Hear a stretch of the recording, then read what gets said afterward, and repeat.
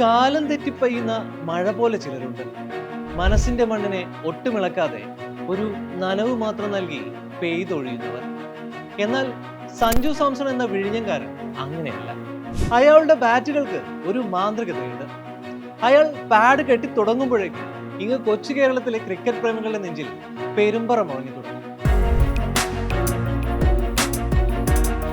ഇന്ത്യയിൽ നടക്കുന്ന ഒരു 2020 ലോകകപ്പിലെ എല്ലാ മത്സരങ്ങളും കളിക്കേണ്ടിയിരുന്ന ഇന്ത്യൻ വെടിക്കെട്ട് ഓപ്പണർ ഇപ്പോൾ തെരഞ്ഞെടുക്കപ്പെട്ട മത്സരങ്ങളിലേക്ക് മാത്രം ചുരുങ്ങിയതിന് കാലക്കേടെന്നല്ലാതെ മറ്റെന്തുമില്ല. വേദി ലോകകപ്പ് ആയതുകൊണ്ട് തന്നെ ഫോമും കൂടുതൽ സ്ഥിരതയും പുറത്തെടുക്കുന്നവർ ഇന്ത്യയുടെ ആദ്യ 11-ൽ തുടരട്ടെ എന്ന് മാത്രമേ പറയാനാകൂ.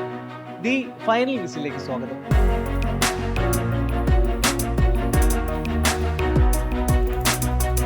വിയർപ്പ് തുന്നിയിട്ട കുപ്പായമായി തന്നെയാണ് സഞ്ജു സാംസൺ T20 ലോകകപ്പിനുള്ള സ്ക്വാഡിൽ ഇടം നേടിയത്. താരം ലോകകപ്പിലെത്തുമ്പോൾ അത് നമ്മൾ മലയാളികൾക്ക് മുമ്പൊന്നും ഇല്ലാതിരുന്ന ഒരു വെറൈറ്റി കിക്കാണ് സമ്മാനിക്കുന്നത്. സഞ്ജുവിന്റെ വെടിക്കെട്ട് ഷോട്ടുകൾ ഗാലറികളിലേക്ക് പറന്നിറങ്ങുമ്പോൾ കണ്ണിമ ചിമ്മാതെ നമ്മൾ ആസ്വദിക്കാറുണ്ടെന്നത് നേരാണ്. ഇന്ന് ലോക ക്രിക്കറ്റിലെ തന്നെ ഏറ്റവും മികച്ച T20 ബാറ്റർമാരിൽ ഒരാളാണ് സഞ്ജു എന്നതിൽ ആർക്കും സംശയമില്ല. എന്നാൽ കിട്ടുന്ന അവസരങ്ങളിലൊന്നും മുതലെടുക്കാൻ സഞ്ജുവിന് കഴിയുന്നില്ല എന്നതാണ് ആരാധകർക്ക് നിരാശയേകുന്ന കാര്യം. നമീബിയക്കെതിരെ കളിച്ച കന്നി ലോകകപ്പ് മത്സരത്തിൽ ഫോമിലേക്ക് മടങ്ങിയെത്തുമെന്ന സൂചനകളൊക്കെ താരം നമുക്ക് തന്നിരുന്നു. എന്നാൽ ആ ബ്ലാസ്റ്റിംഗ് തുടക്കം വലിയൊരു സ്കോറിലേക്ക് കൺവേർട്ട് ചെയ്യാൻ അയാൾ പതിവ് പോലെ തന്നെ പരാജയപ്പെട്ടു. ആധുനിക ക്രിക്കറ്റിലെ പ്രമുഖരായ ബാറ്റർമാരെല്ലാം ബൗളറുടെ കൈകൾ നോക്കിയ ശേഷമാണ് ഷോട്ടുകൾ കളിക്കാൻ ശ്രമിക്കാറുള്ളത്. പന്ത് ബൗളറുടെ കൈകളിൽ നിന്ന് റിലീസ് ചെയ്യുന്നത് വരെ അവർ ക്രീസിൽ അനങ്ങാതെ നിൽക്കുകയാണ് പതിവ്. എന്നാൽ സഞ്ജു സാംസൺ ഇപ്പോൾ ക്രീസിൽ കാണിക്കുന്നതെല്ലാം ഒരു ഇരുത്തമെന്ന അന്താരാഷ്ട്ര ക്രിക്കറ്റർക്ക് യോജിച്ച രീതികളല്ല. ഫോമില്ലായ്മയെ ചൊല്ലിയുള്ള ആശങ്ക നിഴലിക്കുന്ന ബോഡി ലാംഗ്വേജ് അയാളുടെ ഫുട് വർക്കിനെ കാര്യമായി ബാധിക്കുന്നുണ്ട്. മാച്ചിന്റെ അവസാന ഓവറുകളിൽ ഫിനിഷർമാർ കളിക്കുന്നത് പോലെയായിരുന്നു സഞ്ജുവിന്റെ ഫുട് വർക്ക്.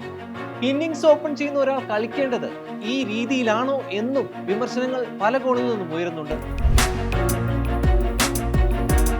പന്തെറിയും മുമ്പേ ലെഗ് സ്റ്റംപിന് പുറത്തേക്ക് ഇറങ്ങി നിന്ന് തൂക്കി അടിക്കാനുള്ള ആ നിൽപ്പ് തന്നെയാണ് സഞ്ജുവിന് ദീർഘമായ ഇന്നിംഗ്സുകൾ സമ്മാനിക്കാത്തതും. ന്യൂസിലൻഡ് പരമ്പരയ്ക്ക് ശേഷവും അതേ ചൊല്ലി സഞ്ജു ഏറെ പഴി കേട്ടിട്ടുണ്ട്.